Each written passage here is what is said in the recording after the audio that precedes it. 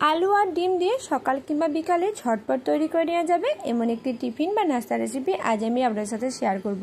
এই টিফিন বা নাস্তা রেসিপিটি বানানো খুবই সহজ এবং খেতে অসম্ভব মজাদার হয়। চাইলে এই পদ্ধতিতে টিফিন রেসিপিটি একবার বাড়িতে বানিয়ে দেখতে পারেন। আর বন্ধুরা, ভিডিওটা স্কিপ না করে শেষ পর্যন্ত দেখার জন্য আপনাদের কাছে অনুরোধ রইল, আপনি যদি এই চ্যানেলে নতুন বন্ধু থাকেন অবশ্যই চ্যানেলটি সাবস্ক্রাইব করে সাথে থাকবেন। आलू दिए এই টিফিন রেসিপিটি বানিয়ে নেব। তার জন্য এখানে দুটো মিডিয়াম সাইজের আলু সেদ্ধ করে খোসাটা ছাড়িয়ে নিয়েছি। এবার একটা কাঁটা চামচ দিয়ে এই সেদ্ধ করা আলুটা খুব ভালোভাবে থেতো করে নিচ্ছি বা ম্যাশ করে নিচ্ছি। আমি এখানে একটা কাঁটা চামচ দিয়ে এই সেদ্ধ করা আলুটা খুব ভালোভাবে মেখে নিচ্ছি বা থেতো করে নিচ্ছি। আপনারা চাইলে যে কোনো গ্রেটার বা হাত দিয়েও খুব ভালোভাবে আলুটা থেতো করে নিতে পারেন। আলুটা মোটামুটি খুব ভালোভাবে থেতো করে নিচ্ছি, এর মধ্যে কোনো বড় ঢিলা ভাব নেই। এবারে সেদ্ধ করা আলুটা এক সাইডে রেখে দিচ্ছি। এবার এখানে নিয়ে নিয়েছি 250 গ্রাম মতো ময়দা। এই ময়দাটা একটা পাত্রের মধ্যে ঢেলে নিলাম।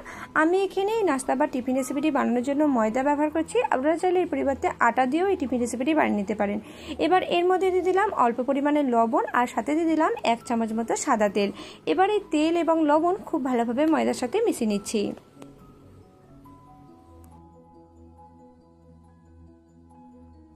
তেল ও লবণ ময়দার মধ্যে খুব ভালোভাবে মিশিয়ে নিলাম। আর আমি এখানে ময়ানের জন্য শুধুমাত্র 1 চামচ মতো তেল ব্যবহার করছি।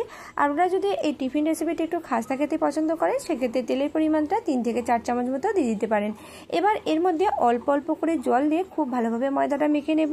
আর ময়দাটা মিডিয়ামের তুলনায় একটু শক্ত করে মেখে নেব।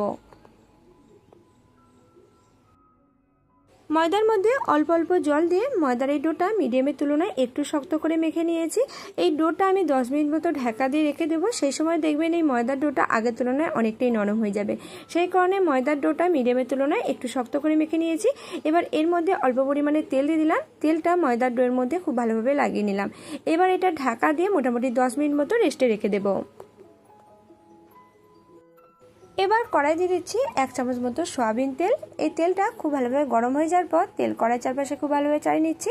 এবার এর মধ্যে দিয়ে দিচ্ছি দুটো ডিম। আর ডিম দুটো আমি আগে থেকেই ফাটিয়ে নিয়েছি। এবার গরম তেলের মধ্যে ছেড়ে দিলাম। এবার এই ডিমটা অনবরত নাড়াচাড়া করে ভেজে নিচ্ছি। আর এটা একদম ছোট ছোট করে ডিম ভুনা তৈরি করে নিচ্ছি।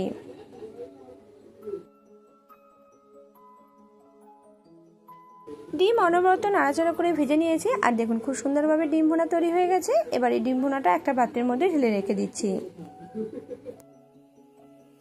এবার কড়াইয়ে আরও 1 চামচ মতো সয়াবিন তেল দিয়ে দিয়েছি। আর তেলটা গরম হয়ে যাওয়ার পর এর মধ্যে দিয়ে দিলাম 1/2 চামচ মতো আদা কুচিটা হালকা করে ভেজে নিচ্ছি।